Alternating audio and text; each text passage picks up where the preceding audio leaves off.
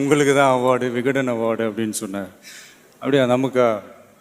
எனக்கு கொடுத்து கொடுத்து பழகி போட்டதுனால எனக்கு அவார்டுன்னதும் ஒரு சந்தோஷமும் ஒரு இன்ப அதிர்ச்சியும் சேர்ந்த ஒரு நல்ல ஃபீலாக தான் இருந்தது. அதுவும் நல்லா தான் இருந்தது. ஸோ அதனால் இந்த அவார்ட் எனக்கு கிடைக்க காரணமாக இருந்த ரொம்ப ரொம்ப முக்கிய காரணம் என்னுடைய நண்பர் டைரக்டர் அட்லி அவர்களுக்கும், மெர்சல் டீமுக்கும், விகடன் டீமுக்கும், என்னுடைய நண்பிகள் எல்லாருக்கும் என்னுடைய நன்றிகள்.